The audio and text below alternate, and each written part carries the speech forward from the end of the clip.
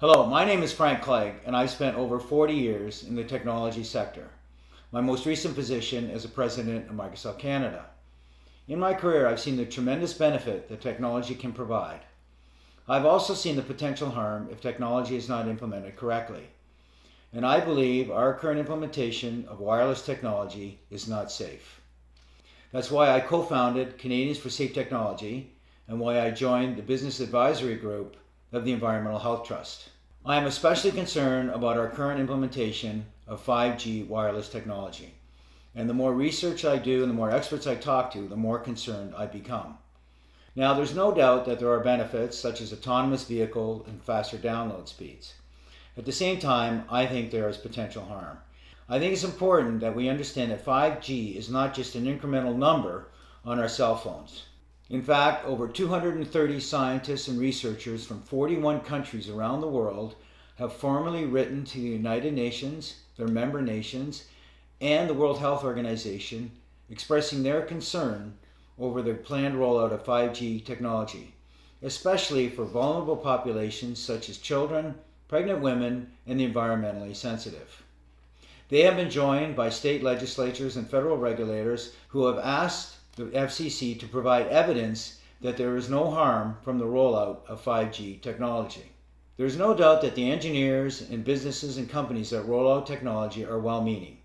However, their focus is on being first to market and getting new products into the market as efficiently and quickly as they can. I am not aware of any research or studies by my industry or related industry that deal at all with the health or safety effects of wireless technology. Here are some important facts about 5G. 5G technology has not been tested. I am not aware of a single study that shows that 5G technology is safe. 5G, as in all other wireless technology, gives off radio frequency radiation, which is absorbed in the human body and accumulates in the human body. One segment of 5G technology are millimeter waves. Millimeter waves are used by the US and Israeli government in their active denial systems, which are used for crowd control. And what they do is they provide a very painful reaction in the skin organs of the body. We have no idea what the impacts will be to human health if that kind of millimeter wave technology is used and we are exposed to it 24 hours a day, 7 days a week. There are significant proven health effects from wireless technology and wireless devices. These include insomnia, headaches, fatigue, heart palpitations, all caused by exposure to wireless devices and the radiation from them. More serious symptoms and conditions include heart arrhythmia, infertility, tinnitus, numbness or tingling in the extremities, diabetes, cancer, and permanent DNA damage. Mental health is also impacted, with increased anxiety, depression, rises in ADHD and autism, mood swings, and emotional instability. In fact, all of these health factors and conditions have risen exponentially over the last 30 years, and hundreds of studies that show proof of biological harm from wireless devices. Most recently, in 2018, the National Institute of Health's National Toxicology Program released the findings of a 14-year, $25 million study that showed clear evidence of harm in terms of cancer and permanent DNA damage. This study, several months later, was verified by the prestigious Ramazzini Institute out of Italy, which found the same results. Now you may ask how a product that has this potential harm could ever be released to the market and to the public for public use. Well, the way the process works is the FCC regulates all wireless devices and products associated with them. Unfortunately, the FCC is made up of previous telecom executives, lawyers, and engineers. It does not have any scientists or doctors that you would expect to be involved with the regulation of potentially harmful products. In fact, the FCC guidelines are 20 years out of date without any major significant improvement. Countries such as China, Russia, Italy, and Switzerland have safety guidelines that are 100 times safer for their citizens. The FCC guidelines are based on small, short-term, infrequent exposure. They do not worry about the accumulated effects for multiple devices. They don't measure or monitor exposure 24 hours a day or 7 days a week. And they have no special consideration for children, pregnant women, or those who have shown environmentally sensitivities to wireless radiation. In addition to the concerns about the guidelines, there is actually no oversight provided by the FCC, and in fact the telecommunications industry is self-policing.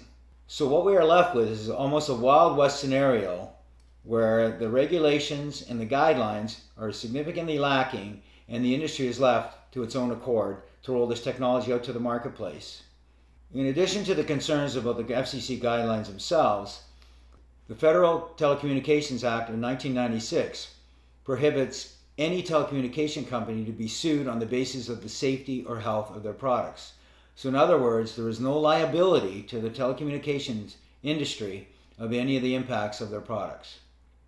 Just last week, the reinsurer Swiss Re came out with their annual forecast, and they specifically identified 5G technology as an upcoming insurable health concern globally over the next 3 years.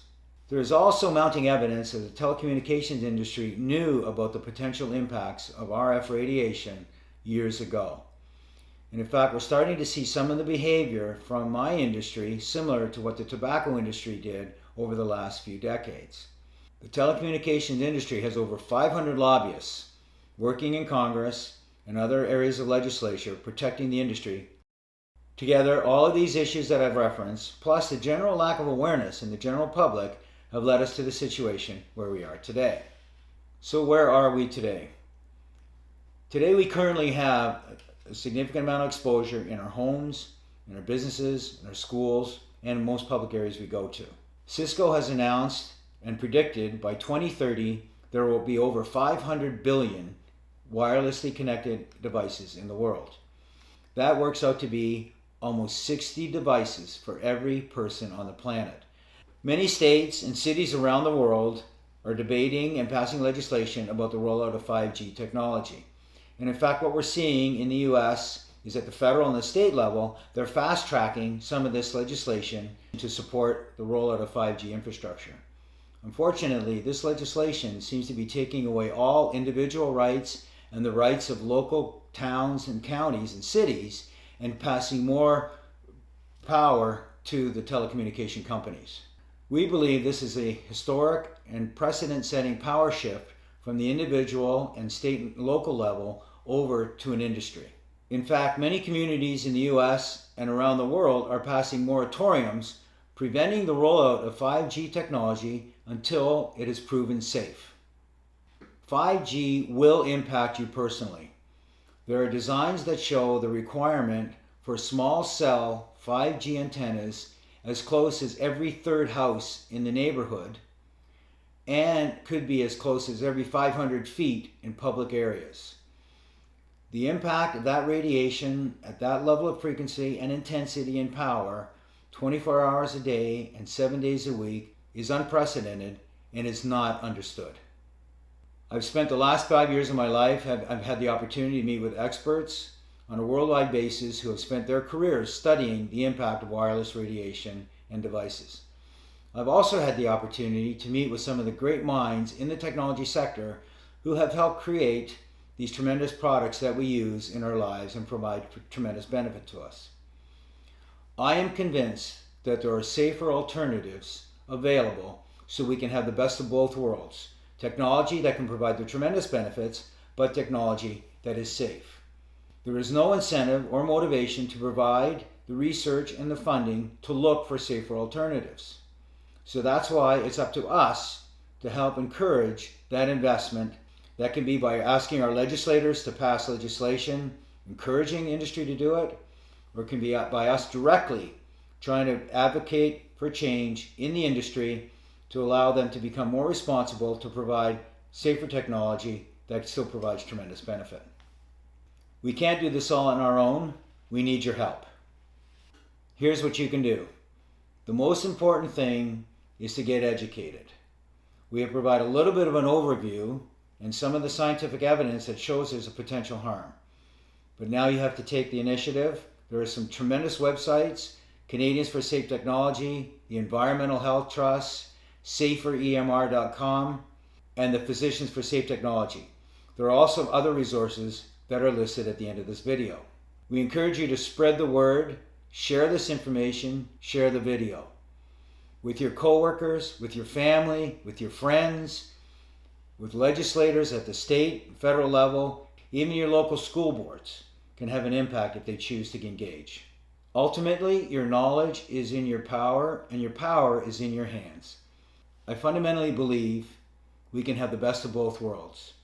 That is access to the technology and the tremendous benefits it provides, but in a safe manner. We are advocates for safe technology, not no technology. I thank you for your time.